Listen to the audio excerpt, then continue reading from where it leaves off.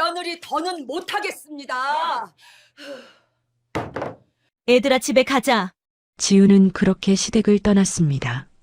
몇 분 전, 애미야, 넌 10년 동안 국에 맛이 없구나. 아니, 음식을 못하면 용돈이라도 올려. 시부모가 이렇게 말하자 지우는 그간 10년간에 눌려있던 무언가가 올라왔습니다. 여보, 얘기 좀 해요. 나중에 해. 언니, 엄마 병원 좀 부탁해요. 네, 아가씨. 그 10년간의 순간들, 과연 이들에겐 무슨 일이 있었던 걸까요? 사연이 궁금하시면 구독과 좋아요 해주시고 어디서 듣고 계신지 댓글로 적어주세요. 그곳에 항상 보물 같은 일들이 펼쳐지길 바라겠습니다. 새벽 5시 알람이 울렸습니다. 한지우는 잠결에 손을 뻗어 알람을 끕니다. 옆에서는 남편이 코를 골며 깊이 잠들어 있었어요. 지우는 조심스럽게 이불을 걷어내고 일어났습니다. 몸이 천근만근 무겁습니다. 어젯밤에도 11시가 넘어서야 잠자리에 들었거든요. 부엌으로 향한 지훈의 첫 번째 일은 냉장고 문을 여는 것이었습니다. 오늘도 어김없이 도시락 2개를 싸야 했어요. 10살 도유리와 7살 서아의 도시락이었죠. 밥을 하고 계란을 부치고 시금치를 살짝 데칩니다. 벌써 몇 년째 반복하는 아침 풍경이었어요. 엄마, 배고파요. 7살 서아가 눈을 비비며 부엌으로 나왔습니다. 아직 6시도 안 됐는데 말이죠. 지우는 서둘러 아이의 아침 식사를 차렸습니다. 따뜻한 밥에 계란 반찬을 올려주고 우유를 데워 컵에 따라줍니다. 그 사이 남편은 여전히 방에서 잠들어 있었어요. 회사는 9시 출근인데 언제나 지훈이 깨워야만 일어나는 사람이었거든요. 아이들을 챙기고 도시락을 싸고 설거지를 하고 나니 벌써 7시가 넘었습니다. 지훈은 급하게 옷을 갈아입고 화장을 했어요. 거울을 보니 눈 밑에 다크서클이 짙게 내려앉아 있었습니다. 37살. 요즘 들어 피곤이 얼굴에 그대로 드러나는 것 같았어요. 여보, 일어나야죠. 벌써 7시 반이에요. 남편은 대충 손을 흔들며 알았다고만 했습니다. 더 이상 깨우지 않고 지우는 아이들의 손을 잡고 집을 나섰어요. 학교와 유치원에 아이들을 데려다 주고 나면 이제 지훈의 출근 시간이었습니다. 회사에 도착한 지훈은 겨우 숨을 돌렸습니다. 그런데 점심시간이 되자마자 핸드폰이 울렸어요. 시어머니의 전화였습니다. 지훈아, 나야. 이번 주 금요일에 아버님 건강검진 있는 거 알고 있지? 내가 모시고 가야 할 것 같은데. 어머님, 그날은 제가 회사에서 회의가 있어서요. 회의? 그거 중요한 거야? 아버님 건강이 더 중요하지 않겠어? 그냥 내가 좀 알아서 해. 미나랑 동서는 다들 바쁘다고 하더라고. 전화가 뚝 끊어졌습니다. 지우는 핸드폰을 내려다보며 한숨을 쉬었어요. 옆자리 동료들은 점심 메뉴를 고민하며 웃고 떠들고 있었습니다. 오늘 새로 생긴 카페에 가자는 이야기, 주말에 쇼핑 가자는 이야기들이 들렸어요. 지훈에게는 너무나 먼 세상의 이야기처럼 느껴졌습니다. 그 사람들의 웃음소리가 유독 밝게 들렸거든요. 지훈 씨도 같이 가실래요? 동료가 물었습니다. 지훈은 고개를 저으며 웃었어요. 전 괜찮아요. 도시락 싸왔어요. 사실 도시락을 싸온 게 아니라 시간이 없었던 겁니다. 점심시간에는 시아버지 건강검진 예약을 잡아야 했고 아이들 학원비도 입금해야 했거든요. 퇴근 시간이 되었습니다. 지우는 서둘러 짐을 챙겼어요. 오늘은 아이들을 데리러 가서 학원까지 데려다 줘야 했거든요. 학원에 아이들을 맡기고 나니 이미 6시가 넘었습니다. 이제 집으로 가서 저녁 준비를 해야 했어요. 엄마, 오늘 우리랑 같이 놀아줄 수 있어요? 도유리가 조심스럽게 물었습니다. 지우는 미안한 마음에 아이의 머리를 쓰다듬어 주었어요. 미안해, 도유라. 엄마가 오늘 저녁 준비해야 해서 주말에 같이 놀자. 하지만 주말에도 지우는 쉴 수가 없었습니다. 시댁에 가야 하는 날이 있고 밀린 집안일을 해야 하는 날이 있었으니까요. 저녁을 차려놓고 식탁에 앉았을 때 남편이 들어왔습니다. 오늘 저녁 뭐야? 인사도 없이 남편이 물었어요. 지우는 그저 된장찌개요라고 대답했습니다. 남편은 소파에 벌러덩 눕더니 TV를 켰어요. 여보, 저 오늘 좀 힘들었어요. 회사에서도 일이 많았고 어머님한테 전화도 왔고 나도 힘들어. 오늘 회사에서 진짜 힘든 일 있었다니까. 대화가 끊어졌습니다. 지우는 더 이상 말을 잇지 못했어요. 10년을 이렇게 살아왔습니다. 남편의 공무원 시험 준비를 뒷바라지하고 시험에 떨어지면 다시 준비하고 그 사이 아이들을 키우고 시댁의 크고 작은 일들을 도맡아 하면서요. 밤이 깊어갔습니다. 아이들을 재우고 설거지를 하고 내일 아침 도시락 준비물을 챙기고 나니 11시가 넘었어요. 지우는 욕실로 들어가 거울을 봤습니다. 지친 얼굴이 거울에 비쳤어요. 언제부터였을까요? 지우는 자기 자신의 이름을 잃어버린 것 같았습니다. 누군가의 아내, 누군가의 엄마, 누군가의 며느리로만 살아온 지 벌써 10년이었어요. 37살 한지우는 어디로 간 걸까요? 거울 속에 자신을 바라보던 지우는 잠시 멈춰 섰습니다. 눈가에 주름이 생겼고 입가도 처져 있었어요. 이게 정말 나일까 하는 생각이 들었습니다. 그때 핸드폰이 다시 울렸습니다. 또 시어머니였어요.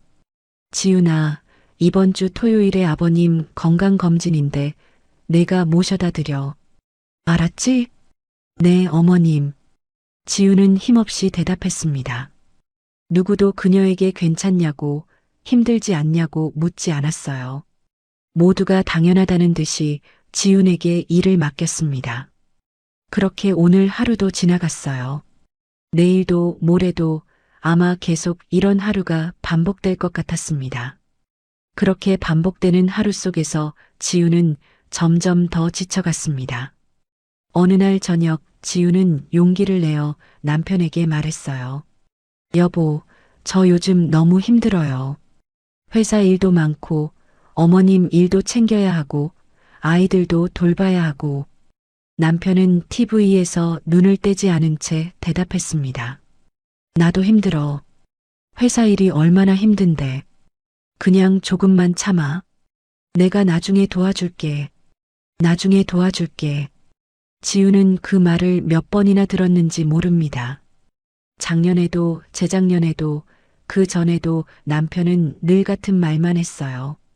하지만 나중은 오지 않았습니다. 남편은 퇴근하면 소파에 누워 TV를 보거나 휴대폰만 들여다봤거든요. 다음 날 오후 지훈의 핸드폰이 울렸습니다. 신우이 미나였어요. 언니 나야. 이번 주 토요일에 엄마 병원 모시고 가야 하는데 나는 약속이 있어서 못 갈 것 같아. 지훈이가 좀 가줘. 미나 씨, 저도 토요일에 아이들 학부모 상담이 있어서요. 아이고, 학부모 상담이야 다음에 또 있잖아. 엄마 병원이 더 중요하지. 그럼 부탁할게. 끊을게. 또 전화가 일방적으로 끊어졌습니다. 지우는 핸드폰을 내려다보며 입술을 깨물었어요. 미나는 늘 이런 식이었습니다. 자기는 바쁘다는 이유로 모든 일을 지훈에게 넘기고 지훈의 사정은 전혀 고려하지 않았거든요. 며칠 후 핸드폰에 카톡 알림이 연달아 떴습니다. 시댁 가족 단톡방이었어요. 다음 달 제사 준비에 대한 이야기였습니다. 시어머니가 메시지를 올렸어요. 다음 달 제사 준비해야 하는데 며느리들이 좀 준비해줬으면 좋겠네요. 지훈 동서가 바로 답장을 했습니다. 어머님, 저는 다음 달에 출장이 있어서요. 죄송해요. 신우이도 메시지를 남겼어요. 엄마, 나도 바빠서 힘들 것 같아. 지훈이가 잘하잖아. 지훈은 핸드폰 화면을 멍하니 바라보았습니다. 아무도 지훈이 바쁜지 힘든지는 묻지 않았어요. 그저 당연하다는 듯이 지훈을 태그하고 지훈이 할 거라고 생각했습니다. 네, 제가 준비할게요. 지훈은 힘없이 답장을 보냈습니다. 다른 선택지는 없었거든요. 회사에서도 상황은 나아지지 않았습니다. 지훈은 이번 주에만 벌써 2번이나 조퇴를 했어요. 한 번은 시아버지 병원에 모시고 가느라, 또 한 번은 서아가 유치원에서 열이 나서였습니다. 상사는 지훈을 회의실로 불렀어요. 지훈 씨, 요즘 자리 비우는 일이 너무 잦은 것 같은데요. 가정일도 중요하지만 업무에도 좀 더 집중해 주셔야죠. 죄송합니다. 앞으로 조심하겠습니다. 지훈은 고개를 숙이며 대답했습니다. 가슴속이 답답했어요. 조퇴를 하고 싶어서 한 게 아니었거든요. 하지만 아무도 그 사정을 이해해 주지 않았습니다. 점심시간 오랜만에 친구를 만났습니다. 대학 동창인 수진이었어요. 지훈아, 너 정말 대단하다. 직장도 다니고 애들도 키우고 시댁일까지 다 챙기고 나는 애 하나 키우는 것도 버거운데 말이야. 수지는 부러운 듯 말했습니다. 지훈은 억지로 웃으며 대답했어요. 뭐가 대단해. 그냥 하루하루 사는 거지. 그래도 넌 참 알뜰살뜰하게 잘 사는 것 같아. 남편분도 좋으시고. 지훈은 더 이상 말을 잇지 못했습니다. 친구의 눈에는 그렇게 보일지 몰라도 지훈의 속은 텅 비어 있었거든요. 수진과 헤어지고 회사로 돌아오는 길, 지훈은 공허한 미소를 지었어요. 사람들은 겉모습만 보고 부러워했지만 속은 아무도 몰랐습니다. 밤 10시, 지훈은 거실에 혼자 앉아 있었습니다. 아이들은 방에서 자고 남편은 침대에 누워 휴대폰을 보고 있었어요. 지훈은 다음날 해야 할 일들을 정리했습니다. 아침 도시락 싸기, 아이들 학교 보내기, 회사 가기, 시어머니, 병원 예약 확인하기, 제사 음식 목록 작성하기. 끝이 보이지 않는 할 일 목록이었어요. 엄마. 갑자기 도유리가 방에서 나왔습니다. 지훈은 놀라 고개를 들었어요. 도유라, 왜 앉아? 엄마는 왜 항상 힘들어 보여? 도유리의 질문에 지훈의 가슴이 철렁 내려앉았습니다. 10살밖에 안 된 아이도 엄마의 고단함을 느끼고 있었던 거예요. 아니야, 엄마 안 힘들어. 그냥 할 일이 좀 많을 뿐이야. 지훈은 억지로 웃으며 아이를 안아주었습니다. 하지만 도유리는 엄마의 품에서 조용히 말했어요. 엄마, 우리 때문에 힘들지? 아니야, 도유라. 너희들은 엄마한테 힘이 되는 거야. 어서 들어가서 자자. 도유리를 재우고 난 뒤 지훈은 다시 거실로 나왔습니다. 창밖을 바라보니 깜깜한 밤이었어요. 지훈은 그제야 깨달았습니다. 자신이 가족 안에서 가장 많이 일하지만 가장 적게 인정받는 사람이라는 걸요. 누구도 고맙다고 말하지 않았고 누구도 지훈의 수고를 알아주지 않았습니다. 지훈은 소파에 앉아 두 손으로 얼굴을 감쌌어요. 눈물이 날 것 같았지만 참았습니다. 울면 안 될 것 같았거든요. 한번 울기 시작하면 멈추지 못할 것만 같았습니다.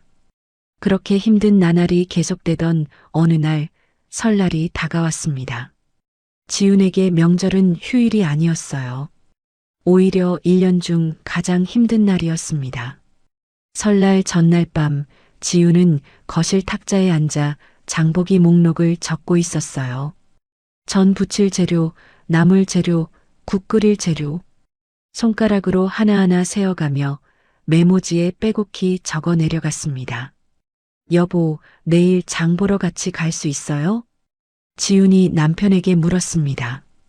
남편은 휴대폰에서 눈을 떼지 않은 채 대답했어요. 나 내일 친구 만나기로 했어. 그냥 당신이 알아서 해. 뭐가 필요한지는 당신이 더 잘 알잖아. 지우는 더 이상 말하지 않았습니다. 어차피 기대한 것도 아니었거든요. 새벽 4시 알람이 울렸습니다. 지우는 잠결에 몸을 일으켰어요. 몸이 천근만근 무거웠지만 일어나야 했습니다. 시장은 새벽에 가야 싱싱한 재료를 구할 수 있었거든요. 어두운 새벽길을 운전해 시장에 도착했습니다. 이른 시간인데도 시장은 벌써 사람들로 북적였어요. 지우는 메모지를 꺼내 들고 가게를 하나씩 돌았습니다. 생선, 고기, 각종 나물, 과일. 장바구니가 점점 무거워졌어요. 아줌마 얼마예요? 6만 원이요. 여기 5만 원이요. 여기는 3만 원. 계산을 하다 보니 어느새 40만 원이 훌쩍 넘었습니다. 지우는 지갑을 열어 카드를 꺼냈어요. 이 돈도 결국 지훈의 월급에서 나가는 거였습니다. 시댁에서는 명절 준비비를 따로 주지 않았거든요. 무거운 장바구니를 들고 계단을 오르는데 허리가 욱신거렸습니다. 한 손에는 생선 봉지, 다른 손에는 야채 바구니를 들고 차까지 걸어가는 길이 유난히 멀게 느껴졌어요. 차에 짐을 싣고 나니 이미 등에 땀이 배어 있었습니다. 시댁에 도착한 건 새벽 6시였습니다. 현관문을 열고 들어서자 시어머니가 나왔어요. 지훈아 왔니? 좀 늦었네. 시계를 보니 새벽 6시였습니다. 지훈은 새벽 4시에 일어나 2시간 동안 장을 보고 왔는데 시어머니는 늦었다고 말했어요. 죄송해요, 어머님. 시장이 좀 붐벼서요. 그래, 빨리 준비나 시작하자. 오늘 할 일이 많아. 지우는 무거운 장바구니를 부엌으로 옮겼습니다. 그 사이 거실에서는 남편과 시아버지가 TV를 켜고 앉아 있었어요. 아침 뉴스를 보며 편안하게 이야기를 나누고 있었습니다. 여보, 잠깐 좀 도와줄래요? 지훈이 부엌에서 불렀습니다. 남편이 대답했어요. 나 지금 아버님이랑 얘기 중이야. 조금 있다가 갈게. 하지만 남편은 오지 않았습니다. 지훈은 혼자서 재료를 다듬기 시작했어요. 파를 썰고 고기를 양념하고 나물을 데치고 손을 쉴 틈이 없었습니다. 9시쯤 되자 아이들이 일어났어요. 서아가 부엌으로 왔습니다. 엄마, 배고파요. 조금만 기다려, 서아야. 엄마가 지금 바빠. 언제 밥 먹어요? 조금 있으면 먹을 수 있어. 서아는 입을 삐죽거리며 거실로 갔습니다. 지우는 미안한 마음이 들었지만 손을 멈출 수가 없었어요. 전을 부쳐야 했거든요. 달궈진 팬에 기름을 두르고 전을 부치기 시작했습니다. 지글지글 기름이 튀었어요. 손등에 기름이 튀어 뜨거웠지만 지우는 계속 전을 부쳤습니다. 동그랑땡, 파전, 생선전, 고기전. 한 접시를 다 채우고 나면 다음 접시를 준비해야 했어요. 거실에서는 웃음소리가 들렸습니다. TV에서 코미디 프로그램이 나오는 모양이었어요. 시아버지와 남편이 크게 웃는 소리가 부엌까지 들렸습니다. 지우는 홀로 뜨거운 팬 앞에 서서 땀을 흘리며 전을 부치고 있었어요. 12시가 넘어서자 도유리가 또 왔습니다. 엄마, 나도 배고파요. 언제 먹어요? 엄마가 지금 국 끓이고 있으니까 조금만 기다려. 아까도 조금만 기다리래요. 도유리의 목소리에 서운함이 묻어 있었습니다. 지우는 가슴이 아팠지만 어쩔 수 없었어요. 명절 음식을 다 준비해야 했거든요. 오후 2시쯤 지우는 갑자기 어지러움을 느꼈습니다. 아침도 거르고 계속 서서 일을 하다 보니 몸에 힘이 하나도 없었어요. 식은 땀이 등을 타고 흘러내렸습니다. 지우는 싱크대를 잡고 잠시 숨을 골랐어요. 지훈아, 국은 다 끓었어? 시어머니가 부엌으로 들어오며 물었습니다. 지우는 고개를 들고 대답했어요.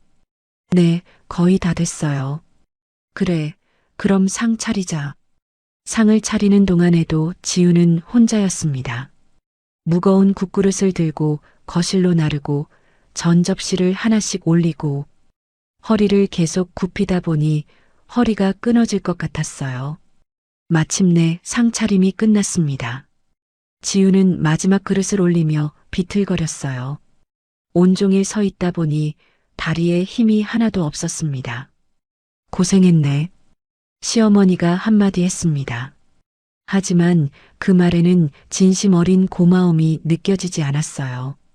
그저 형식적인 인사말처럼 들렸습니다. 지우는 부엌 구석에 앉았습니다. 온종일 허리를 굽히고 불 앞에 서 있었더니 온몸이 쑤셨어요. 하지만 누구도 지훈에게 괜찮냐고 묻지 않았습니다. 모두들 차려진 상 앞에 앉아 음식을 먹기 바빴거든요. 잠시 후 시어머니가 지훈을 불렀습니다. 지훈아, 이제 상에 음식 올려야지. 어서 나와. 지훈은 비틀거리며 일어났어요. 순간 눈앞이 핑 돌았습니다. 아침부터 아무것도 먹지 못하고 계속 서 있었더니 몸에 힘이 하나도 없었거든요. 지훈은 싱크대를 잡고 잠시 숨을 고른 뒤 거실로 나갔습니다. 상 위에 음식을 하나씩 올렸어요. 국그릇을 들어 올리는데 손이 떨렸습니다. 무거운 뚝배기가 흔들리며 국물이 살짝 넘칠 뻔했어요. 지우는 조심스럽게 상 위에 국그릇을 내려놓았습니다. 자, 이제 다 됐네. 먹자. 시아버지가 숟가락을 들었습니다. 모두들 상 앞에 둘러앉았어요. 지훈도 구석자리에 앉았습니다. 온종일 일만 하다 보니 식욕이 전혀 없었어요. 시아버지가 국을 한 숟가락 뜨더니 표정을 찌푸렸습니다. 국이 좀 싱겁네. 지우는 고개를 들었어요. 간을 여러 번 맞췄는데 싱겁다니요. 죄송해요, 아버님. 제가 다시 간을 맞출게요. 지훈이 일어나려는데 시아버지가 손을 내저었습니다. 아니야, 괜찮아. 그냥 먹지 뭐. 하지만 시아버지의 표정은 불만스러워 보였어요. 시아버지는 이번엔 전을 하나 집어들었습니다. 한 입 베어 먹더니 또 한숨을 쉬었어요. 전도 좀 그렇고. 그 말에 지훈의 가슴이 철렁 내려앉았습니다. 새벽부터 몇 시간을 서서 부친 전이었어요. 손등에 기름이 튀어 빨갛게 부어오른 것도 참고 부친 전이었습니다. 뭐가 어떤데요, 아버님? 시누이 미나가 조심스럽게 물었습니다. 지우는 미나가 자신을 감싸줄 거라고 잠깐 기대했어요. 하지만 시아버지의 다음 말에 지훈의 그 기대는 산산조각이 났습니다. 그냥 10년을 했는데도 아직 서투른 것 같아서 그래. 10년을 했는데도 서투르다. 그 말이 지훈의 귓가에 쟁쟁 울렸습니다. 10년이요. 지훈은 10년 동안 명절마다 이렇게 새벽부터 일어나 장을 보고 온종일 부엌에 서서 음식을 만들었어요. 아무도 고맙다는 말 한마디 없이 당연하다는 듯이 지훈에게 모든 걸 맡겨왔습니다. 지훈은 고개를 들어 남편을 바라보았습니다. 남편은 고개를 숙인 채 밥만 먹고 있었어요. 지훈의 눈빛을 느꼈을 텐데도 남편은 눈을 마주치지 않았습니다. 제발 한마디만 해줘요. 지훈은 속으로 남편에게 애원했습니다. 아버지의 말이 지나치다고 아내가 얼마나 고생했는지 말해달라고요. 하지만 남편은 끝내 입을 열지 않았습니다. 미나도 불편한 표정으로 고개를 돌렸어요. 동서도 마찬가지였습니다. 모두들 지훈을 외면했어요. 지훈의 머릿속에 10년의 기억이 주마등처럼 스쳐 지나갔습니다. 아이들을 키우면서 남편의 시험 준비를 뒷바라지하면서 시댁의 크고 작은 일을 도맡아 하면서 지훈은 자신을 다 내어주며 살아왔어요. 하지만 돌아온 건 10년을 했는데도 서투르다는 말이었습니다. 나는 사람이 아니구나. 지훈은 문득 깨달았습니다. 나는 그저 이 집에 일하는 기계구나. 밥하는 기계, 청소하는 기계, 시중 드는 기계에 지훈의 손이 떨리기 시작했습니다. 가슴속 깊은 곳에서 뭔가가 끓어오르는 것 같았어요. 10년 동안 꾹꾹 눌러 담아두었던 서러움, 분노, 외로움이 한꺼번에 치밀어 올랐습니다. 지훈은 천천히 일어났습니다. 상 위에 놓인 국그릇을 바라보았어요. 뜨거운 김이 모락모락 올라오는 국그릇. 새벽부터 정성껏 끓인 국이었습니다. 지훈은 양손으로 국그릇을 들어 올렸습니다. 뜨거운 손잡이가 손바닥을 찢었지만 느껴지지 않았어요. 지훈의 눈에서 눈물이 주르륵 흘러내렸습니다. 지훈아, 뭐 하는 거야? 시어머니가 놀라 물었습니다. 하지만 지훈은 대답하지 않았어요. 그저 국그릇을 천천히 기울였습니다. 콸콸콸 뜨거운 국물이 상 위에 쏟아졌습니다. 하얀 상보 위로 국물이 번져나갔어요. 전 접시 위로 밥그릇 사이로 국물이 흘러내렸습니다. 아니, 이게 무슨 짓이야? 시아버지가 소리쳤습니다.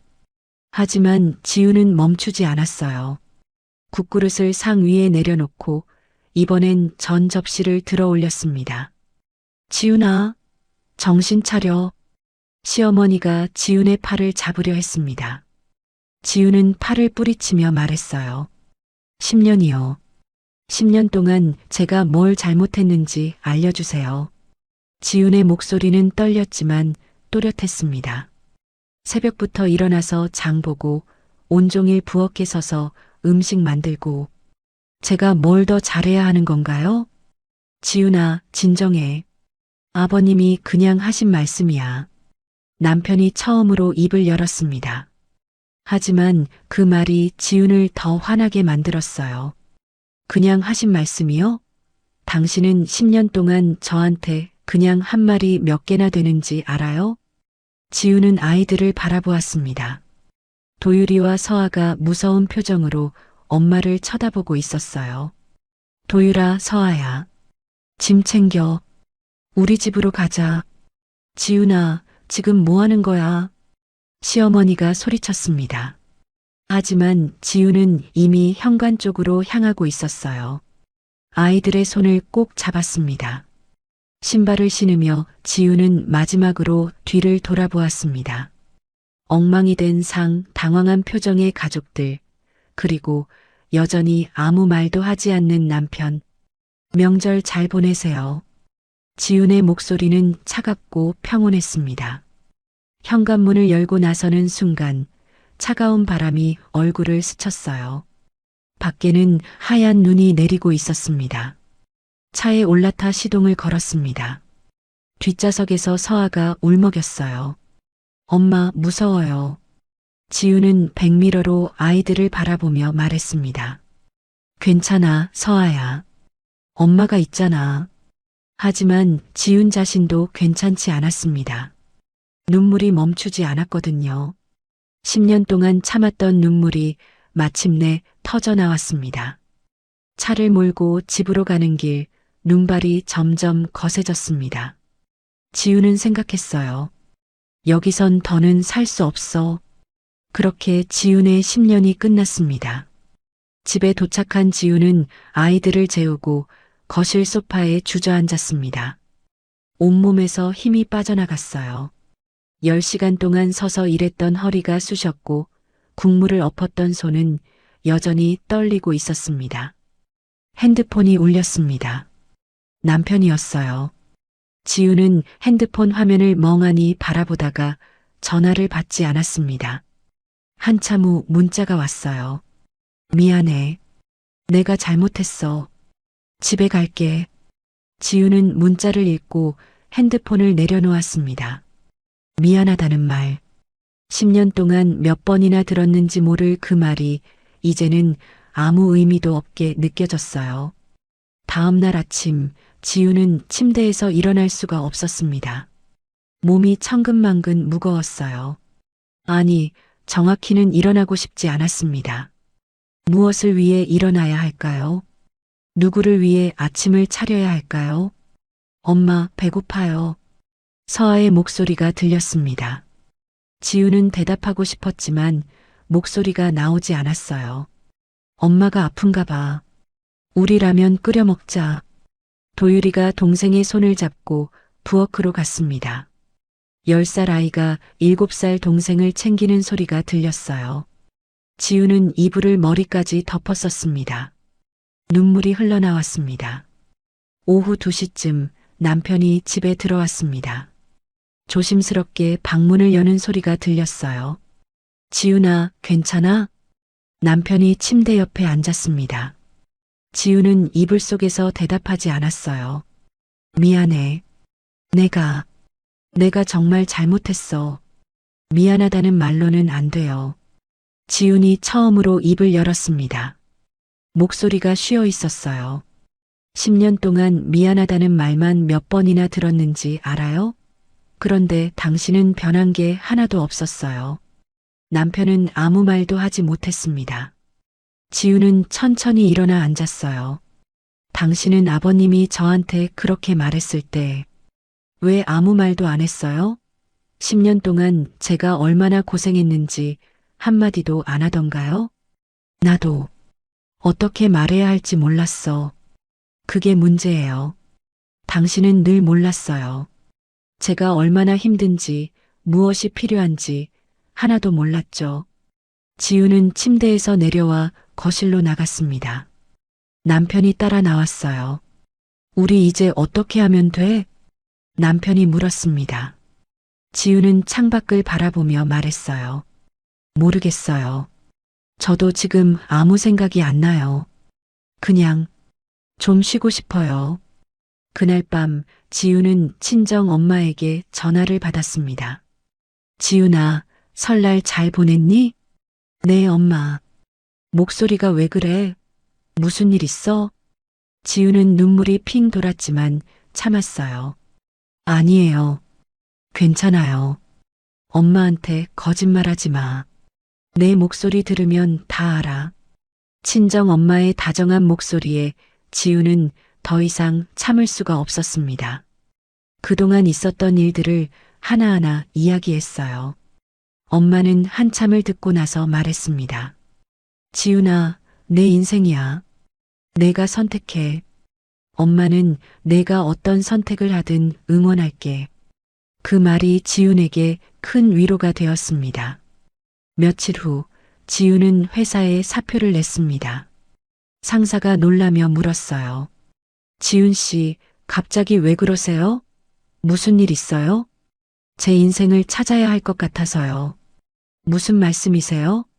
여기서 일하는 게 인생 아니에요? 지훈은 고개를 저었습니다. 아니에요. 지금까지는 남을 위해 살았어요. 이제는 저를 위해 살고 싶어요. 상사는 한참을 설득했지만 지훈의 마음은 변하지 않았습니다. 집에 돌아온 지훈은 오래된 서랍을 뒤지기 시작했어요. 그러다 낡은 다이어리를 발견했습니다. 20대 초반에 쓴 일기장이었어요. 페이지를 넘기다가 지훈은 한 구절에서 멈췄습니다. 꽃집을 하고 싶다. 작은 가게에서 예쁜 꽃들을 손질하며 사람들에게 행복을 나눠주고 싶다. 20대의 지훈이 꿈꿨던 일이었습니다. 언제부터인가 잊고 살았던 꿈이었어요. 지훈은 다이어리를 꼭 안았습니다. 그날부터 지훈은 핸드폰으로 부동산 앱을 검색하기 시작했습니다. 작은 상가, 저렴한 임대료, 접근성 좋은 곳, 조건을 하나씩 입력하며 매물을 찾아봤어요. 유튜브로 소자본 창업에 대한 영상도 봤습니다. 꽃집 운영 방법, 꽃 도매시장 이용법, 초보자를 위한 꽃꽂이. 하나씩 공부하기 시작했어요. 일주일 후 남편이 짐을 싸기 시작했습니다. 회사 기숙사에서 지낼게. 우리 서로 시간을 좀 가지자. 지우는 고개를 끄덕였습니다. 남편이 짐을 챙기는 모습을 지켜보며 지우는 이상하게도 후련함을 느꼈어요. 아빠 어디 가요? 도유리가 물었습니다. 남편은 아들을 안아주며 말했어요. 아빠 회사 기숙사에서 지낼 거야. 주말에는 너희 보러 올게. 엄마랑 이혼하는 거예요? 서아가 불안한 얼굴로 물었습니다. 지훈이 서아를 안아주며 말했어요. 아니야, 서아야. 이혼 아니야. 엄마랑 아빠가 잠깐 떨어져서 생각 좀 하는 거야. 언제 다시 같이 살아요? 그건 아직 모르겠어. 하지만 엄마는 항상 너희 곁에 있을 거야. 남편이 집을 나간 뒤 지우는 아이들을 재우고 거실에 앉았습니다. 텅 빈 집이 고요했어요. 10년 만에 처음 느껴보는 고요였습니다.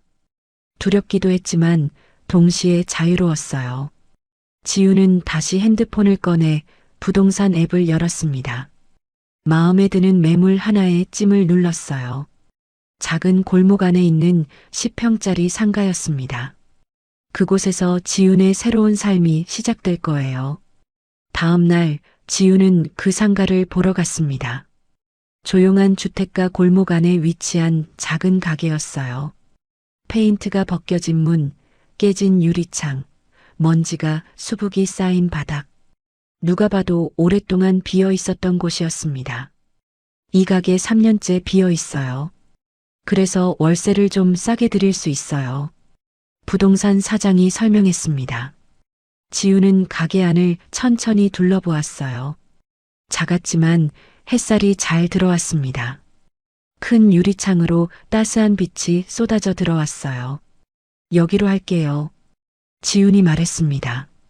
부동산 사장이 놀라며 물었어요. 이렇게 허름한데 괜찮으세요? 다른 곳도 더 보시고 결정하셔도. 아니에요. 여기가 좋아요. 제가 직접 고치면 되니까요. 계약금은 퇴직금으로 냈습니다. 10년 동안 모아둔 적금도 해약했어요. 그래도 부족한 금액은 친정 엄마가 보태주셨습니다. 지훈아, 이 돈은 엄마가 내 결혼할 때 주려고 모아둔 거야. 이제라도 쓰렴. 엄마 고마워요. 꼭 잘할게요. 그래, 우리 딸 하고 싶은 거 하면서 사는 게 제일 중요해. 계약서에 도장을 찍는 순간 지훈의 가슴이 두근거렸습니다. 37살에 시작하는 첫 번째 도전이었어요. 다음 날부터 지훈은 매일 그 가게로 나갔습니다. 먼저 청소부터 시작했어요. 쌓인 먼지를 쓸어내고 바닥을 닦고 유리창을 깨끗이 닦았습니다. 손이 거칠어지고 무릎이 아팠지만 이상하게도 행복했어요. 이건 누군가를 위한 일이 아니라 나를 위한 일이었거든요. 중고 사이트에서 작은 테이블과 선반을 샀습니다. 직접 차를 몰고 가서 짐을 실어왔어요. 남자 혼자도 버거울 만큼 무거운 짐이었지만 지우는 혼자 힘으로 나르고 또 날랐습니다. 땀이 등을 타고 흘러내렸어요. 아줌마, 도와드릴까요? 옆 가게 사장님이 나와서 물었습니다. 지우는 고개를 저으며 웃었어요. 괜찮아요. 제가 할 수 있어요. 테이블과 선반을 배치하고 나니 가게가 조금씩 모양을 갖춰갔습니다. 이제 페인트 칠을 할 차례였어요. 지우는 철물점에서 흰색 페인트와 붓을 샀습니다. 롤러로 벽에 페인트를 칠하기 시작했어요. 하얀 페인트가 벽을 타고 스르륵 퍼져나갔습니다. 낡고 지저분했던 벽이 하얗게 변해갔어요. 지훈의 옷에도 페인트가 튀었습니다. 손에도 얼굴에도 페인트가 묻었어요. 푸아. 지훈은 그만 웃음이 터져나왔습니다. 거울을 보니 얼굴에 하얀 페인트가 묻어 있었어요. 10년 만에 처음으로 마음 놓고 웃는 것 같았습니다. 이렇게 자유로운 기분은 정말 오랜만이었어요. 주말이 되자 아이들이 찾아왔습니다. 엄마, 우와, 여기가 엄마 가게예요? 서아가 신나서 뛰어들어왔습니다. 도유리도 가게를 둘러보며 감탄했어요. 엄마, 진짜 멋진데요? 아직 다 끝난 건 아니야. 너희들도 엄마 좀 도와줄래? 네. 아이들은 신이 나서 청소를 도왔습니다. 도유리는 선반을 닦고 서아는 작은 빗자루로 바닥을 쓸었어요. 가족이 함께 만들어가는 공간이었습니다. 며칠 후 지우는 새벽 4시에 일어나 양재동 꽃 도매시장으로 향했습니다. 시장에 들어서자 형형색색의 꽃들이 눈에 들어왔어요. 장미, 백합, 튤립, 거베라. 이렇게 많은 꽃을 한 번에 본 건 처음이었습니다. 어머니, 장사 처음 하세요? 한 도매상 아주머니가 물었습니다. 지우는 수줍게 고개를 끄덕였어요. 네, 꽃집 처음 시작하는데 뭐부터 사야 할지 모르겠어요. 아이고, 그럼 제가 좀 알려드릴게요. 처음엔 이런 꽃들로 시작하시면 돼요. 아주머니는 친절하게 꽃을 골라주었습니다. 오래가는 꽃, 관리하기 쉬운 꽃, 사람들이 좋아하는 꽃. 하나하나 설명해 주었어요. 지우는 감사한 마음으로 꽃을 샀습니다. 가게로 돌아와 꽃을 물에 담갔습니다. 그리고 유튜브를 보며 꽃꽂이를 시도했어요. 하지만 생각처럼 쉽지 않았습니다. 영상에서는 쉬워 보였는데 막상 해보니 꽃이 자꾸 한쪽으로 기울었어요. 아, 이게 왜 이래? 지우는 다시 꽃을 빼서 처음부터 시작했습니다. 한 번, 두 번, 세 번. 여러 번 실패한 끝에 겨우 그럴듯한 모양이 나왔어요. 지우는 뿌듯한 마음으로 완성된 꽃다발을 바라보았습니다. 드디어 간판을 다는 날이 왔습니다. 라일락 하루라는 이름을 정했어요. 라일락은 지훈이 가장 좋아하는 꽃이었습니다. 봄에 피는 보랏빛 라일락의 향기를 맡으면 항상 마음이 편안해졌거든요. 엄마, 라일락 하루가 무슨 뜻이에요? 도유리가 물었습니다. 라일락처럼 향기로운 하루하루를 보내자는 뜻이야. 엄마도, 엄마 가게에 오는 사람들도. 간판이 달리는 걸 보며 지훈과 아이들은 가게 앞에서 사진을 찍었어요. 세 사람의 얼굴에는 환한 미소가 번져 있었습니다. 오픈 당일 지훈은 긴장한 마음으로 가게 문을 열었습니다. 하지만 손님은 오지 않았어요. 1시간, 2시간, 3시간. 시간이 흘러도 가게는 비어 있었습니다. 역시 내가 무리한 걸까? 지우는 불안해지기 시작했습니다. 그때 저녁 5시쯤 드디어 첫 손님이 들어왔어요. 50대쯤 돼 보이는 여성이었습니다. 저기요, 화에 꽃다발 좀 만들어 주실 수 있나요? 네, 물론이죠. 지우는 떨리는 손으로 꽃을 골랐습니다. 하얀 백합과 분홍 장미를 골라 정성껏 꽃다발을 만들었어요. 리본을 묶고 포장지로 감싸는 손길에 온 마음을 담았습니다. 얼마예요? 25,000원입니다. 손님이 돈을 건네며 말했어요. 꽃다발 정말 예쁘네요. 제가 딸하고 싸웠거든요. 이 꽃 들고 가서 화해해야겠어요. 분명 화해하실 수 있을 거예요. 꽃은 마음을 전하는 힘이 있으니까요. 손님이 나간 뒤 지우는 카운터에 앉아 조용히 울었습니다. 기쁨의 눈물이었어요. 첫 손님, 첫 매출, 첫 시작. 지우는 이제야 비로소 자신의 삶을 살고 있다는 걸 느꼈습니다. 꽃집을 연 지 2주일쯤 지났을 때였습니다. 지훈이 가게에서 꽃을 정리하고 있는데 핸드폰이 울렸어요. 신우이 미나였습니다. 지훈은 잠시 망설이다가 전화를 받았어요. 여보세요. 지훈아, 나 미나야. 시간 좀 있니? 얘기 좀 하고 싶은데. 미나의 목소리는 평소와 달랐습니다. 당당하고 거침없던 목소리가 아니라 조심스럽고 망설이는 목소리였어요. 무슨 얘기요? 전화로는. 만나서 얘기하면 안 될까? 근처 카페에서.